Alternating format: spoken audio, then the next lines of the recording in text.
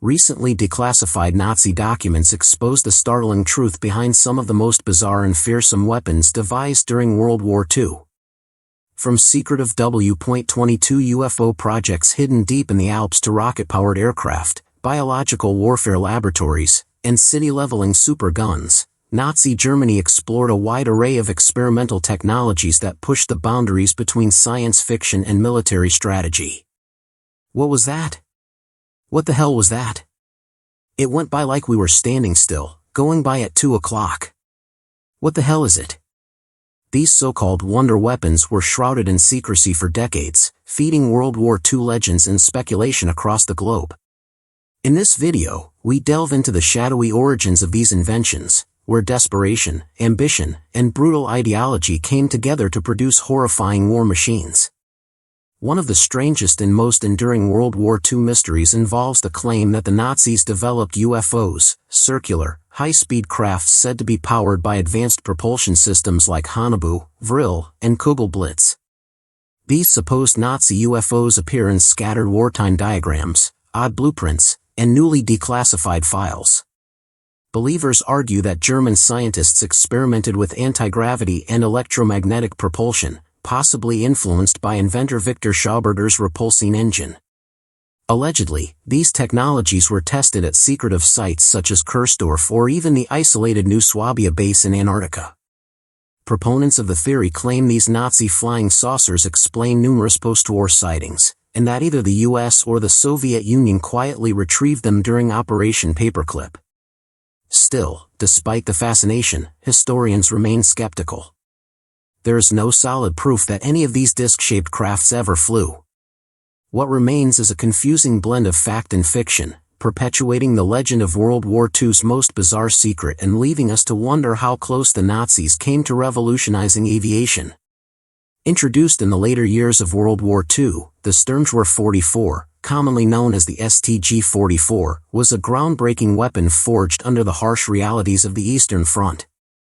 This wasn't merely an improvement, it marked a major turning point. Declassified Nazi records confirm it as the world's first true assault rifle, created to fix a critical flaw in combat scenarios. Most fighting occurred at medium distances, where slow bolt-action rifles and limited submachine guns failed. The STG-44 filled this gap perfectly.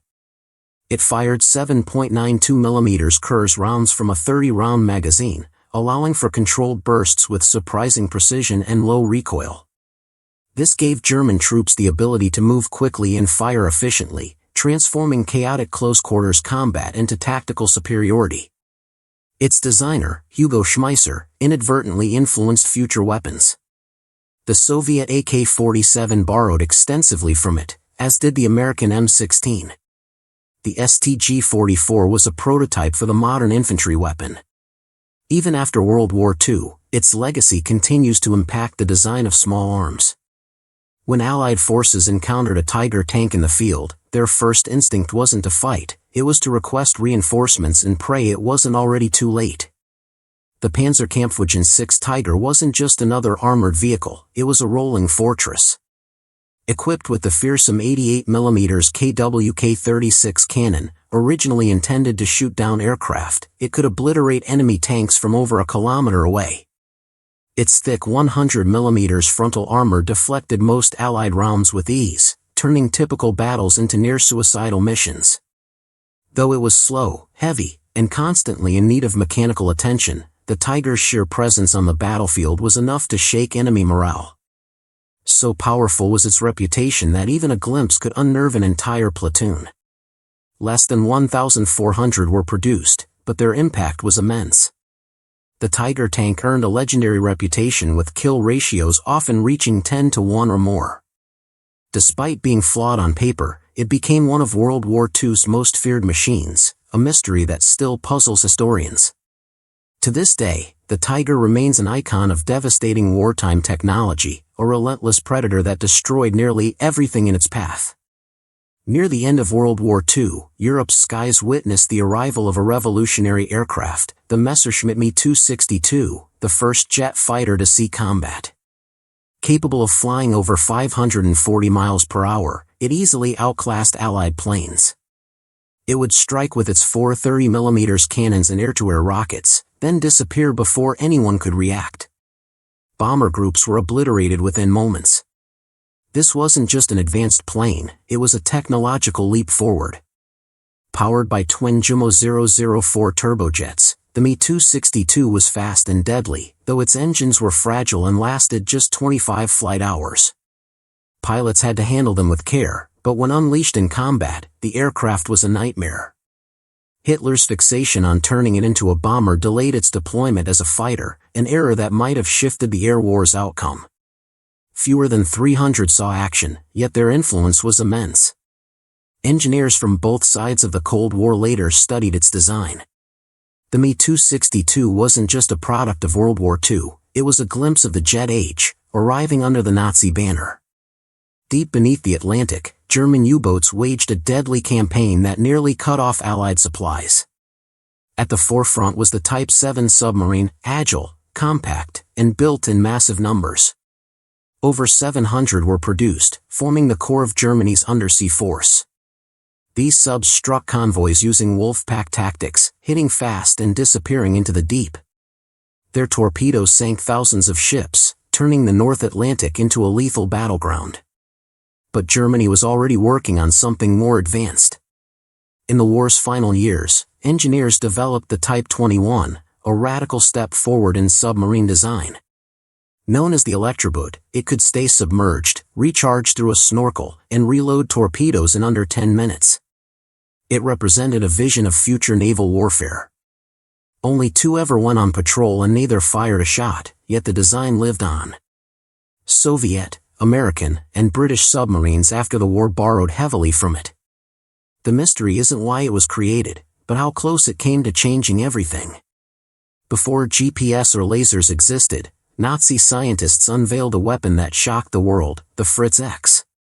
This was the first guided bomb used in combat, a 3,000-pound, armor-piercing weapon dropped from a Dornier Do-217 and steered by radio signals from up to 12 miles away. In a time when most bombs were dropped blindly over large areas, the Fritz X delivered almost surgical accuracy.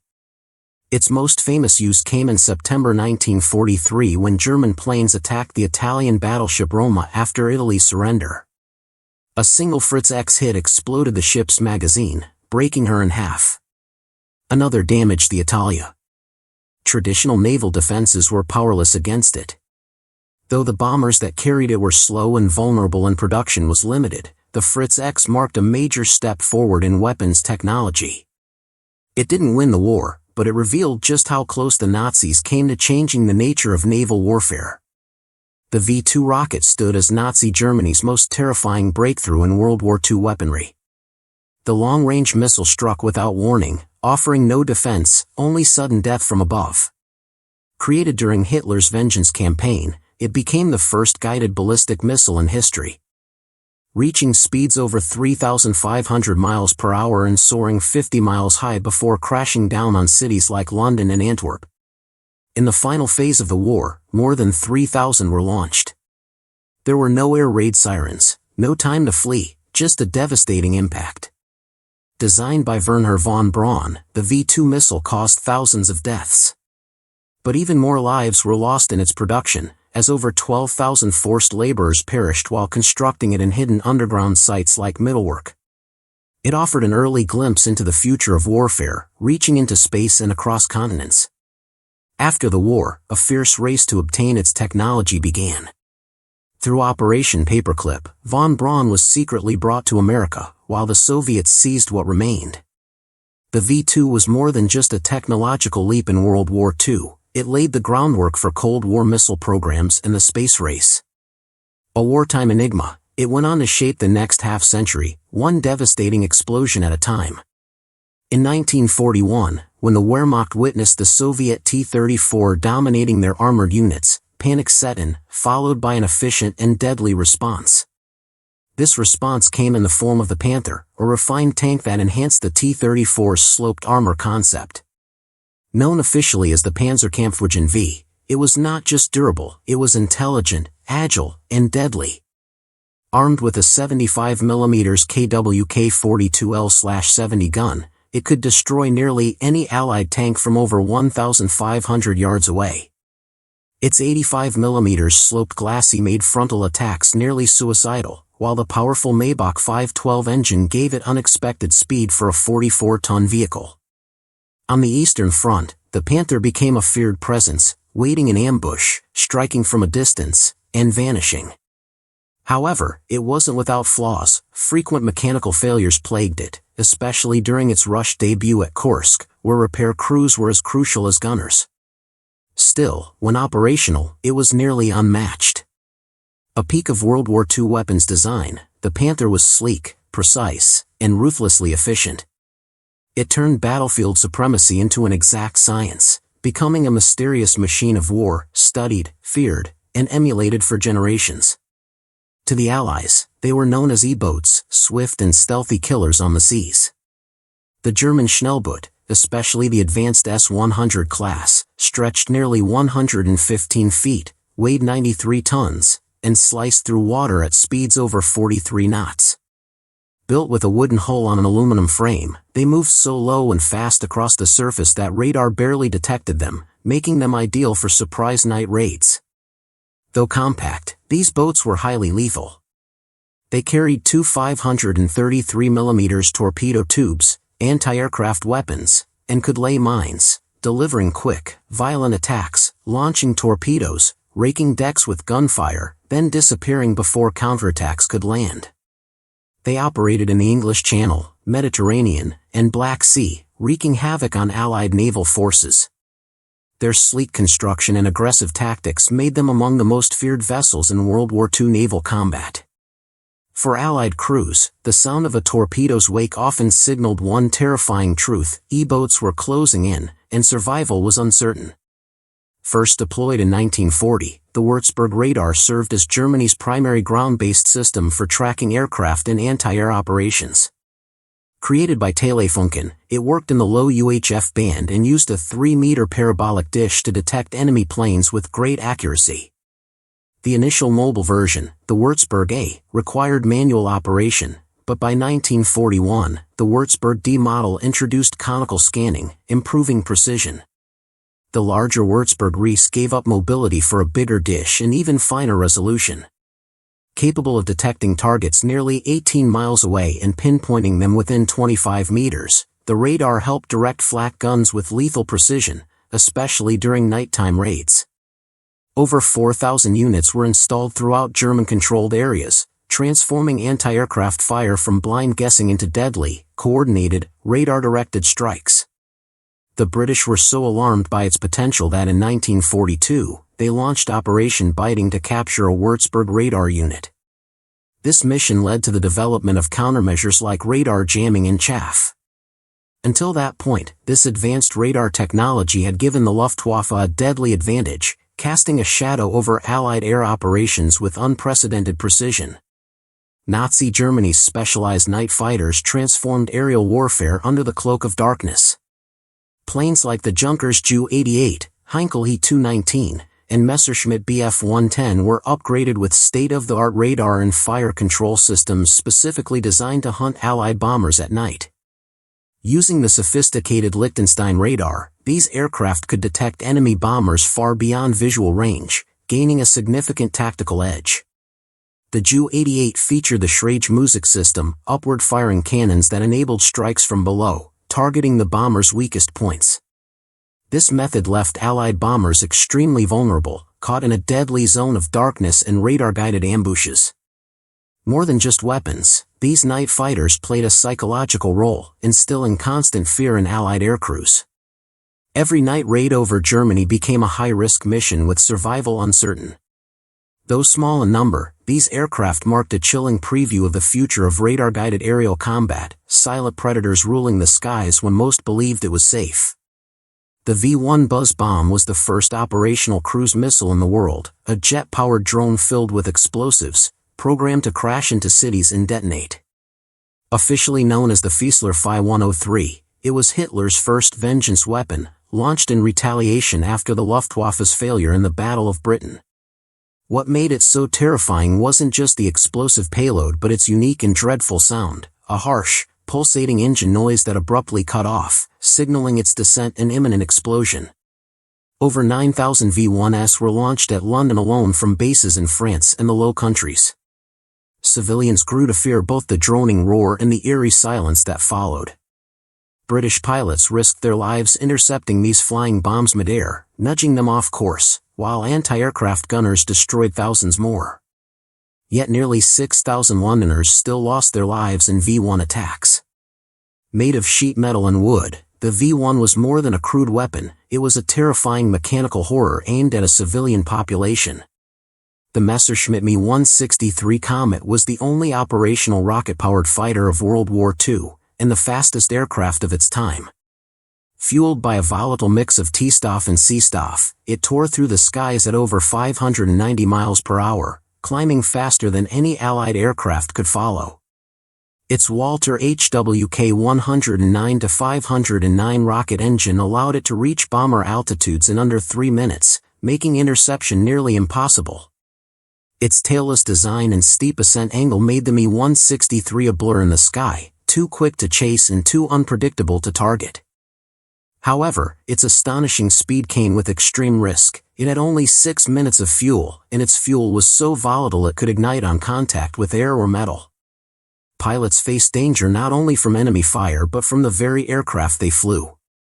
Armed with twin 30 million Malawian Quachas 108 cannons, the Comet could obliterate heavy bombers in a single pass, but with only seconds to shoot and limited ammunition, confirmed kills were rare.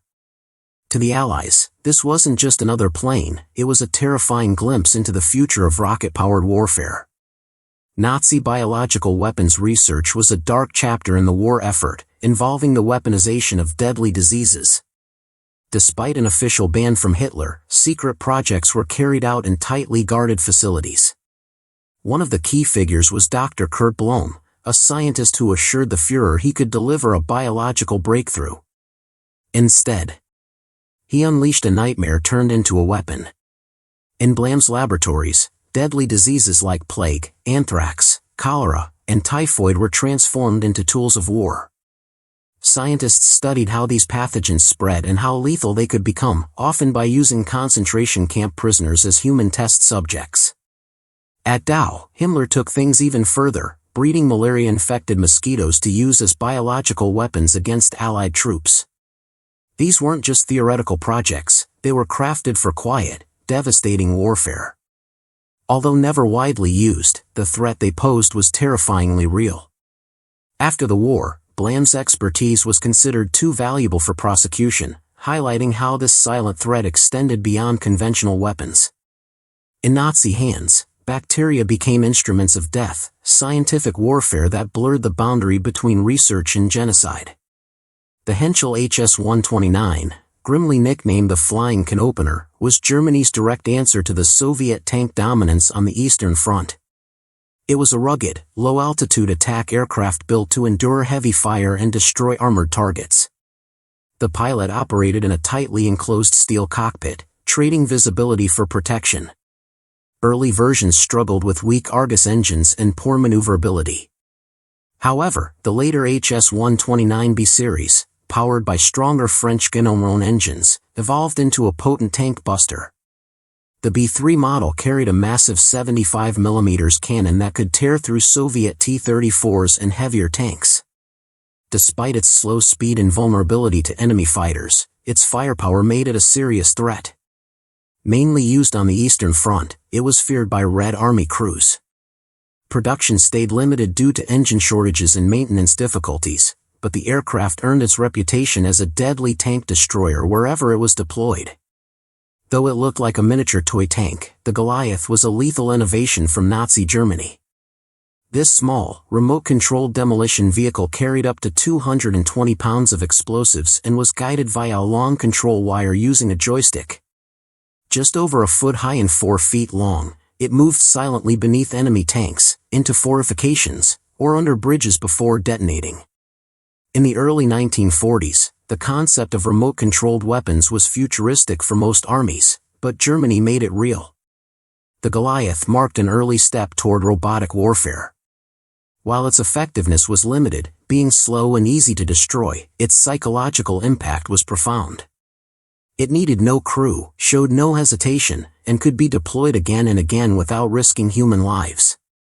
Its true power lay not just in destruction, but in fear, soulless machines creeping forward, threatening the very Earth soldiers defended. It was a chilling look at the automated wars of the future. The ARDO AR-234 Blitz was the world's first operational jet bomber, representing a leap forward in aerial combat technology. Initially designed as a reconnaissance aircraft in 1940 under the code name E-370, it quickly developed into a bomber fast enough to outpace nearly all Allied fighters. Powered by two Junkers Jumo 004 turbojets, it reached speeds of up to 460 miles per hour, surpassing even the famed Me-262 in speed. Its streamlined shape left no room for internal bomb bays, so it carried its bombs externally. Despite being hampered by engine shortages and late deployment, a small number of AR-234s took part in combat. Though few in number, their speed and innovation left a lasting impression on the future of warfare. The plane conducted high-altitude reconnaissance over Normandy, precisely striking targets and becoming the last Luftwaffe aircraft to fly over Britain. In March 1945, it played a crucial role in attacks on the Ludendorff Bridge at Reagan, aiming to slow the Allied advance. The AR-234 offered a glimpse into the future of warfare, fast, elusive, and jet-powered. However, it arrived too late to influence the outcome of the war. The Schwerer Gustav was a weapon like no other, an 80 cm railway gun so enormous it required its own train for transport. Weighing 1,350 tons, its barrel stretched 105 feet and could fire shells weighing over 15,700 pounds, nearly 19 meters long. Each shell could penetrate 7 meters of reinforced concrete, destroying bunkers and fortifications beyond the reach of conventional artillery. Built by Krupp in the late 1930s, Gustav demanded a crew of 2,500 and numerous railcars just for transportation and assembly. Its first significant use came during the 1942 siege of Sevastopol, where it devastated Soviet defenses and obliterated ammunition depots buried 98 feet underground. Despite its immense firepower, the gun was a logistical nightmare, slow to deploy, vulnerable, and limited to firing only 48 rounds before being abandoned. Schwerer Gustav symbolized Nazi Germany's quest for technological superiority, pushing engineering to extremes. Although it didn't change the war's course, it remains the largest artillery piece ever used in combat, a fearsome display of overwhelming force. Nazi Germany's nuclear weapons program began in 1939, shortly after the discovery of nuclear fission. Motivated by the goal of developing an atomic bomb, scientists such as Werner Heisenberg worked on uranium enrichment and reactor designs. Germany had the necessary ingredients, uranium ore, heavy water from Norway, and top physicists, to build a weapon of immense power. Yet the project was hindered by internal divisions, rival laboratories, a lack of centralized leadership, and the loss of many Jewish scientists who were forced out or fled. Progress was slow. Resource shortages and shifting military priorities further delayed development. By 1942, the Wehrmacht deprioritized the project, believing it wouldn't produce a weapon in time. Still, Nazi nuclear research achieved important advances in reactor technology and isotope separation. The prospect of a Nazi atomic bomb was a genuine threat, alarming Allied intelligence and fueling wartime anxieties. Although never fully realized, the Uranverein program shows that had the Nazis succeeded, the atomic bomb could have altered the rules of warfare and unleashed destruction on an unprecedented scale. Cyclone B was originally developed as a pesticide in the 1920s, designed to fumigate ships, warehouses, and clothing. Its deadly effect came from hydrogen cyanide combined with a carrier material like diatomaceous earth, packed into airtight tins. When exposed to air, the pellets vaporized, releasing a colorless gas that prevented oxygen from reaching cells, causing rapid suffocation. This straightforward delivery made Cyclone B terrifyingly effective, requiring no complex machinery, just sealed chambers. Eventually, the Nazis repurposed it for use in extermination camps like Auschwitz, turning it into a central tool for industrialized mass murder. Its portability and ease of use enabled systematic killing on an unprecedented scale, transforming technology into an instrument of genocide. Companies such as Dagesh and IG Farben produced Cyclone B, fully aware of its deadly purpose. The legacy of Cyclone B is a chilling example of scientific innovation perverted into a weapon. Originally intended to control pests, it became a method for the cold, efficient extermination of millions, showing how ideology can corrupt technology. That's all for today. Are you aware of any other Nazi wonder weapons that pushed technological limits and nearly changed history? If you found this exploration of dark innovation intriguing, please like the video, subscribe for more content, and we'll see you next time.